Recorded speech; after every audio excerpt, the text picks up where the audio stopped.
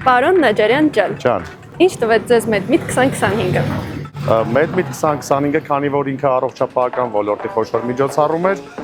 իմ ոլորտի հետ այդքան կապ չուներ, բայց ինչն էր հետաքրքիր, որ ինձ տվեց նոր մեծ կապեր, քանի որ հիմնականում բիզնես գործունեության մեջ հանդիպում ես սովորաբար նույն մարդկանց տարբեր միջոցառումներով, մեծ կարոտով իհարկե, դրա մասին չի խոսքը, բայց այդտեղ նոր ծանոթություններ ձեռք բերեցի, ինչպես տեսանյութերից մեկում ասում եմ, այն որ ծանոթով ու направлениով ես այդ մարդկանց բերում, այստեղում տեսանք, ծանոթացանք ու շատ կարևոր էր դա իմ համար։ Հոյակապ հնարավորություն։ Հիասքանք, ցնցված եմ։ Հիմա երկրորդ հարցը։ Արդյոք կարող եք համատեղ ուժերով Medmit-ը դարձնել Հայաստանի առողջապահության այցեքարտ միջազգային հարթակներում։ Ինձ թվում է Medmit-ը արդեն դրա ճանապարհին է, նույնիսկ առանց մեր օգնության, բայց մենք բնականաբար ամեն ինչով, ամեն ձևով մեր ընկերների կողքին կանգնած ենք, թե մտավոր, թե ֆիզիկապես, թե առաջարկներով ու հաստատ դրա ճանապարհին ենք ու հաստատ կհաջողենք։ Այո, համատեղ ուժերով ինձ թվում է ամեն ինչը կարող ենք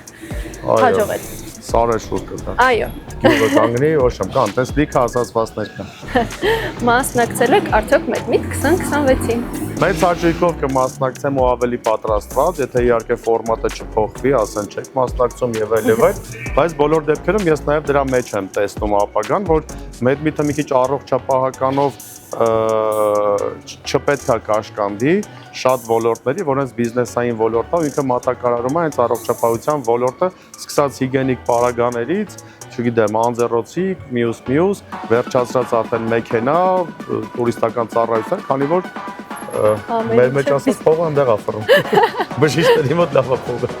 Այո, շնորհակալություն։ Կհանդիպենք հաջորդ կիրակին նույն ժամ։